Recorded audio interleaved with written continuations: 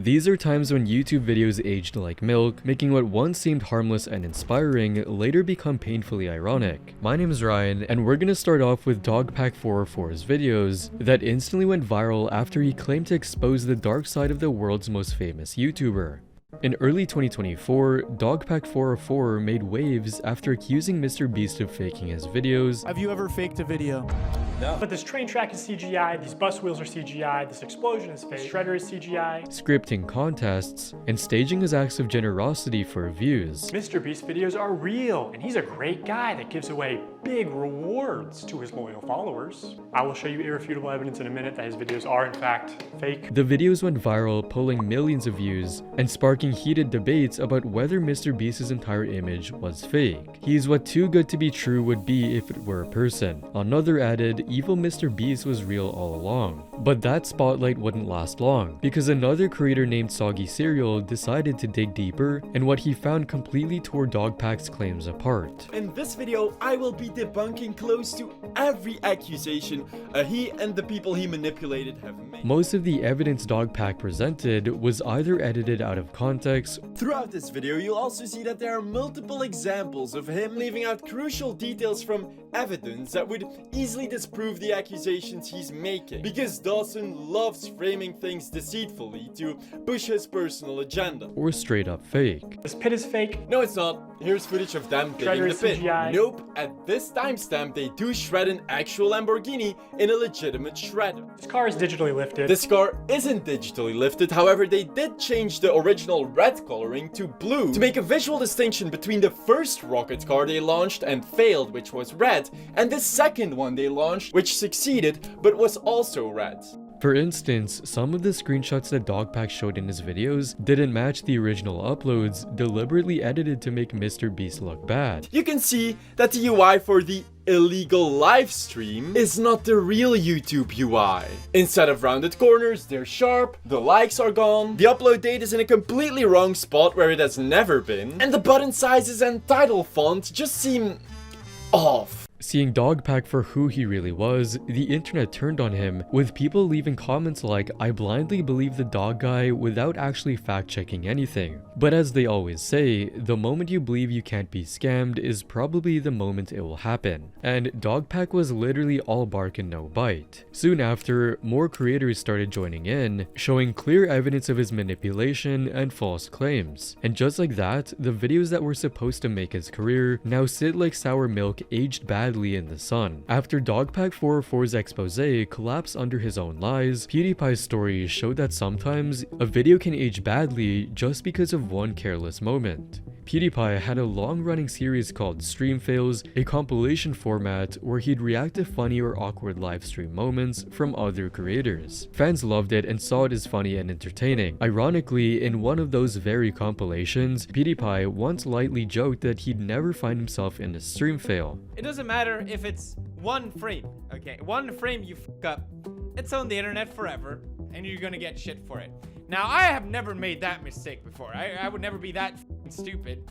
But that statement wouldn't age well, because during a live stream of playing PUBG, PewDiePie ended up saying a racial slur while expressing frustration after being eliminated at the infamous bridge. What a fucking nerd. Jeez, oh my god, what the fuck?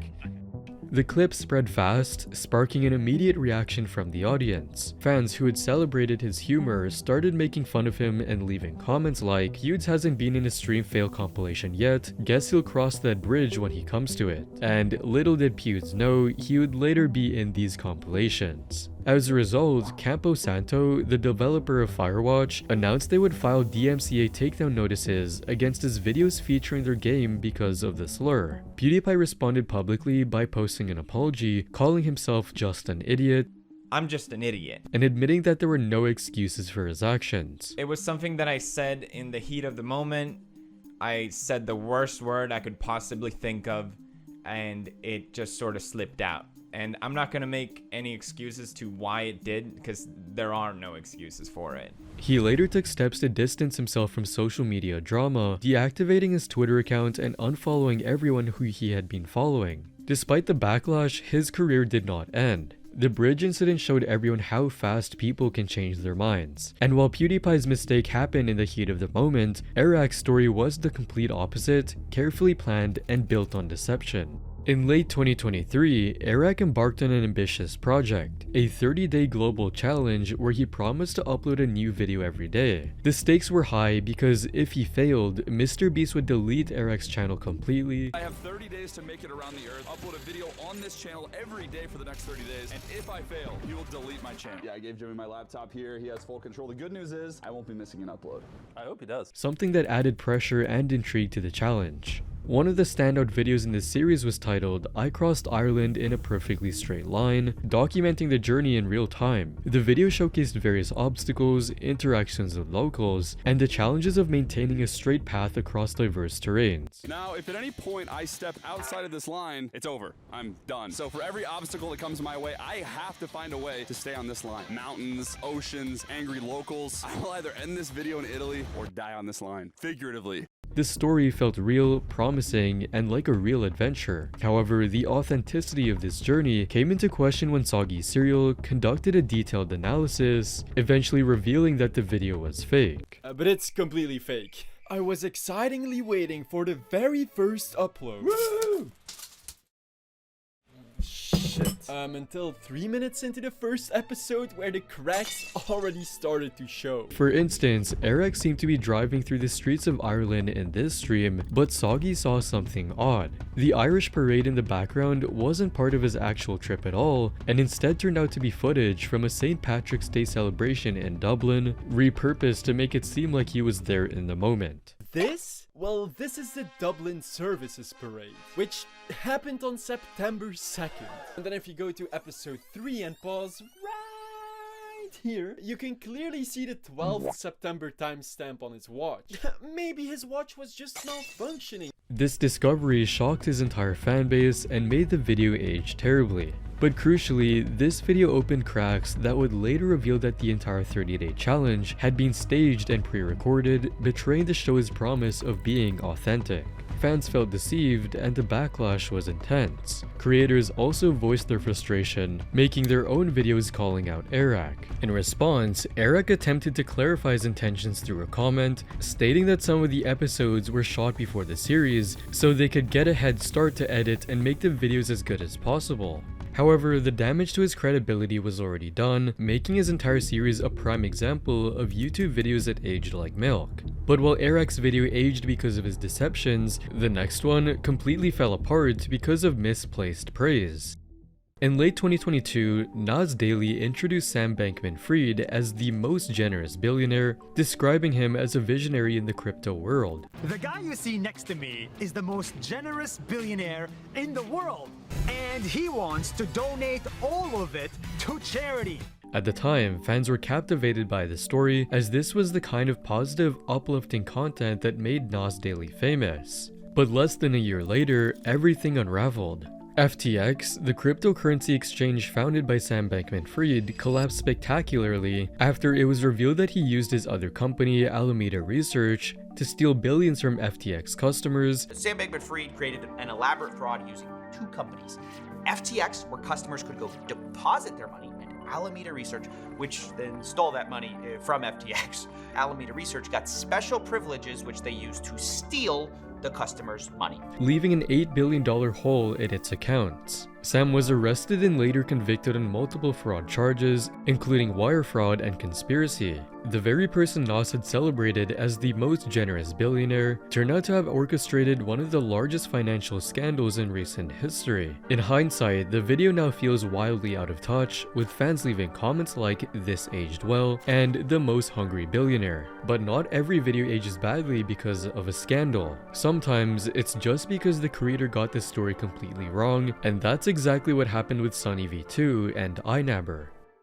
In early September 2024, Nikocado Avocado once again became the focus of YouTube commentary through two major documentaries. The first one was iNabber's 7-hour deep dive, which analyzed Nikocado's life and career in painstaking detail, describing him as a man trapped in a self-destructive cycle, spiraling for views and attention. At one point, iNabber described Nikocado as the internet villain because of his eating habits and controversies. Basically, Nikocado Avocado over the last few years has been the embodiment of chaos on YouTube. This person is somebody that is perceived as a villain who is now on a never-ending mission to get more and more famous in the pursuit of views and money. And later went on to say the following. Well, my friends, in today's long video, we're going to be going through the entire story of Nikocado, from his origins before YouTube to the very current day of everything that this man is currently doing. iNabber thought he had Nikocado's full story, but as he would later find out, he only had half of it. Just 4 days later, SunnyV2 uploaded his own documentary, painting a similar picture of a creator consumed by chaos. Nikocado's recent video is so incredibly tragic,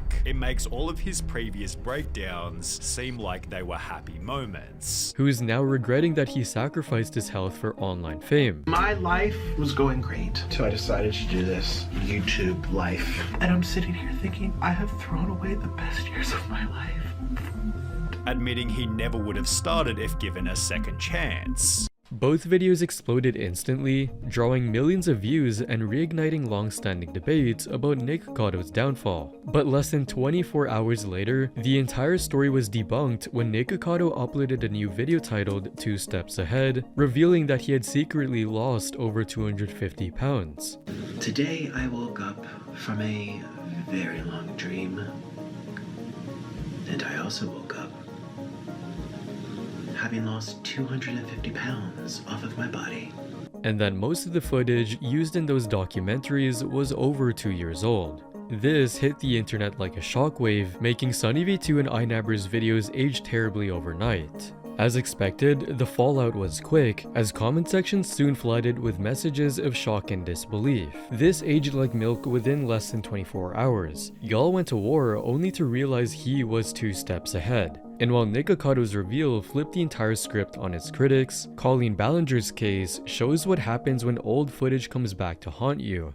One of YouTube's most beloved creators, Colleen Ballinger, built her reputation on wholesome, family-friendly content, videos that entertained millions and made her seem like the kind of creator parents could trust their kids to watch. But that image wouldn't last long. In a resurfaced clip from one of her live Miranda Sings shows, Colleen invited a young boy from the audience on stage for what was meant to be a comedy bit. James, come here, have a seat. Now, since you are my summer bae, I was curious, would you like to go on a date with me right now on stage? I would absolutely love to. However, things quickly escalated when she placed a bag of cheese balls inside her pants and then asked the boy to reach in and grab some. Do you want a cheese ball? I'd love them. I can't believe I'm reaching in there right now. The footage resurfaced years later after allegations emerged that Colleen had engaged in inappropriate interactions with underage fans. And suddenly, that funny stage bit wasn't seen as harmless anymore. It became proof that there was more bad behavior happening, like when she went as far as sending one of her fans her personal underwear. It was so ridiculous and funny, we laughed about it, and I forgot to send them to him. And eventually he tweeted me, asking me for them again. I sent them to him, he put them on over his clothes and posted about them. It was like a big joke within the fandom. Colleen tried to defend herself, saying, I've always given away weird stuff, and so in my mind at the time, this was no different than all the other weird stuff I send to my fans as a joke. But for many, the trust was already gone. The wholesome image she had built over years of family-friendly content crumbled instantly almost overnight. With fans leaving comments like, "This is disgusting," and "How did they not find this inappropriate 9 years ago until 2023?" and "Why did Miranda let him reach in her front? That's weird and predatory." And while Colleen's video aged from her inappropriate actions with minors, others aged terribly because of missed opportunities. Take this story of the Doorbot for instance, which was later renamed to Ring. When Jamie Simonoff first pitched his idea to the investors on Shark Tank, introducing the Doorbot, the first ever video doorbell built for the smartphone. With Doorbot, you can see and speak with visitors from anywhere. They didn't see the potential, thinking it was just another product that would never make it to the market in the real world. I I think that you have potential to do a lot more with this, but I'm not connecting to that this does enough at this time to distinguish itself as different from what else is out there on the market for the higher price point. And so for that reason, I'm out. The rejection was crushing, but he didn't give up. Instead, he took his idea, refined it, and focused on building a real business. The product eventually caught the attention of the right partners, and the company exploded. In a stunning turn of events, Ring Doorbell was acquired by Amazon for a staggering over $1 billion, something that the sharks never expected would ever happen. The very idea that shark investors dismissed as useless turned out to become a massive success, instantly making their video age terribly. And the story didn't end there. Years later, the inventor returned to Shark Tank not as a hopeful entrepreneur, but as a guest shark, sitting alongside the investors who had once rejected him. It was a full circle moment, proof that timing, perseverance, and vision can completely flip the narrative. Some stories turned into billion-dollar success tales. Others fell apart because of betrayal. As one of the Try Guys, Ned Fulmer built his entire brand around being the wife guy. He idolized his wife in every video. My wife, my wife, my wife, my wife, my wife, my wife, my wife, my wife, my wife, my wife, my wife. Showing what appeared to be an unbreakable bond. At one point, they did a video titled Couples Break Up for a Week to see what it was like if they were separated, while keeping it lighthearted and entertaining. Fans loved the concept as it made them feel even more connected to the couple. At one point in the video, Ned said the following: I already can't wait for us to get back together. One of the things that I don't like to do is eating by myself. I'm gonna put my wedding ring right next to this super cute picture of us, next to this other super cute picture of us. Seeming to care deeply about the well-being of their marriage. But what he said would later make the whole video age terribly, as behind the cameras, Ned's life told a very different story. In 2022, photos surfaced of him cheating with one of his employees, which completely shattered the loyal image he had built over the years. And suddenly, Couples Break Up for a Week looked completely ironic. Fans rewatched past videos, noticing moments that suddenly seemed off, even going as far as making clip compilations to mock him. No, that's a no. No. Okay, you don't want to break up a marriage. No. Ned publicly admitted his mistakes. 3 years ago, I cheated on my wife with my producer. It became a massive public scandal that caused a lot of pain. Apologizing for betraying his spouse and the trust of his audience. I broke your trust. I betrayed my spouse. But the fallout was inevitable. He left the Try Guys, and eventually his marriage to Ariel ended after 15 years. While Ned's video aged because of infidelity, the next creator's video aged from something far darker. Boy in a Band, known for his music and educational content, had cultivated a reputation as a creative and socially conscious YouTuber. He often used his platform to share his rap music. Right here, in the dead of night, I'm thinking one of us will die here. Look at that frightened, better not fight it. And other musical projects, mixing entertainment with messages that challenged his audience to think critically. But while many remember Boy in a Band for his talent and style, some of his older content hasn't aged quite as well. One of his notable music videos featured a rap verse in which he says, "I was never taught what laws there are." I was never taught what laws there are. I was never taught what laws there are. Let me repeat. Back then, it sounded like a deep line about personal struggles or about questioning the rules of society. But over time, allegations came out that made people see the videos differently. Multiple women came forward accusing Boy in a Band of grooming, claiming that his interactions with fans had crossed ethical and legal boundaries. Like when he slept with one of his 17-year-old fans and made her sing a song with the lyrics "Take Me Without My Consent," which in many countries would be considered as pedophilia. Suddenly, the video that had once been viewed as an expressive piece of art was reinterpreted by some as unsettling given the new context of these allegations. Some left comments like, "We should have taught him what laws there are," and "You didn't know grooming was illegal." Now, it's important to note that these allegations were never confirmed to be true. Boy in a Band is still innocent until proven guilty, as he never addressed them since he had already left the internet years before the allegations came out. Still, this lyric became a running joke as it seemingly aged like milk.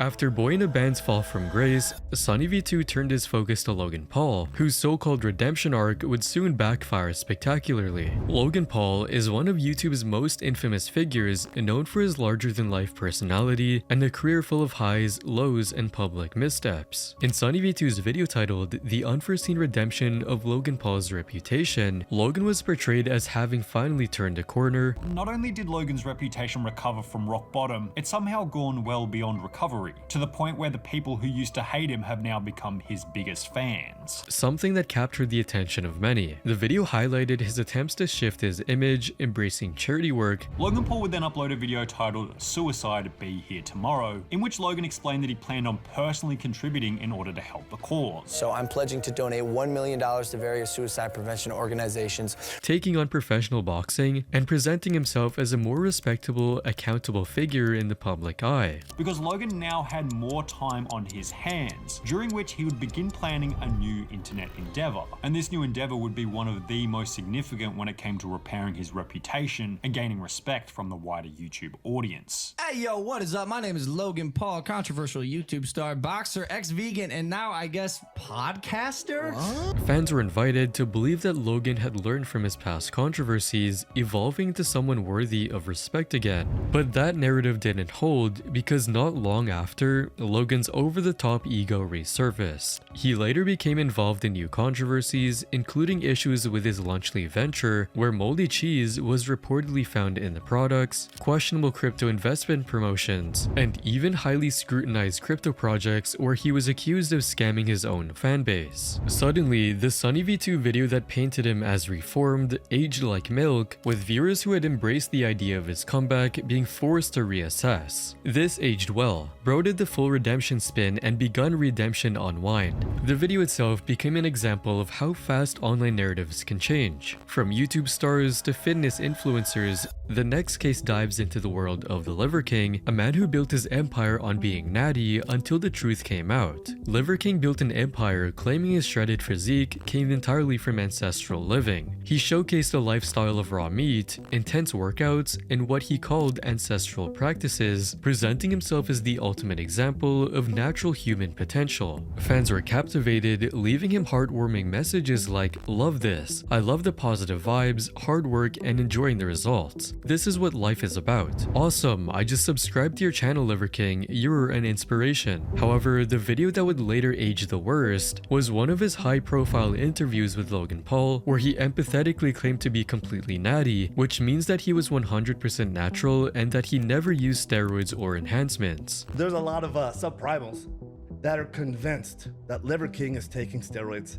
Do you think if I was on steroids, I would have these fucking appendages down here, these legs? Have legs? Do you see how fucking little my fucking legs are? At the time, every statement reinforced the idea that his body was earned purely through discipline, diet, and lifestyle. But in 2022, leaked emails revealed the ugly truth that Liver King was spending over $11,000 a month on performance-enhancing drugs. Suddenly, the interview where he claimed to be natty became the centerpiece of ridicule. Even after the discovery, Liver King attempted to respond publicly, but his apology only made things worse. Instead of sincerely addressing the deception, he spent a lot of time bragging about his wealth and the empire he had built. I've stated that this is a complicated as fuck topic, at least to me it is, because before social media, I was rich and anonymous, and after social media, I'm still rich, but no longer anonymous, and I never expected this kind of exposure. Framing the steroid use as just another part of his lifestyle. I've done steroids, and yes, I am on steroids, monitored and managed by a trained hormone clinician. Rather than regaining trust, the attempt further damaged his credibility, making the I'm Natty interview look even worse in hindsight. A video that had once inspired millions now was full of lies and poor judgment, causing almost all the videos he had made during his quote natty era to age like milk. However, even honesty can age badly, as Joe Rogan found out when one of his most inspirational interviews turned into a chilling cautionary tale. Sheldon Johnson had spent 25 years in prison after being convicted of serious crimes. Joe Rogan's interview framed him as a man who was wrongfully convicted for murder and manslaughter. I think that there's a mistake here because it says that he was sentenced to 50 years. I will say this, that he received a sentence that far eclipses a sentence that would be commonly doled out for murder or manslaughter. But had changed after serving his time in prison. The conversation focused on his personal growth. He's someone that's taken responsibility for what he did, and I think is a living example of what can happen if someone's life is worth just throwing away and putting behind bars so that they can rot in a dank cell, because he would have been 70 years old. With Josh Dubin, an attorney who had brought him on the show, going as far as describing him as the following. Another miracle sitting to my right, just like a marvelous human being who was basically told by an African-American judge that you don't matter.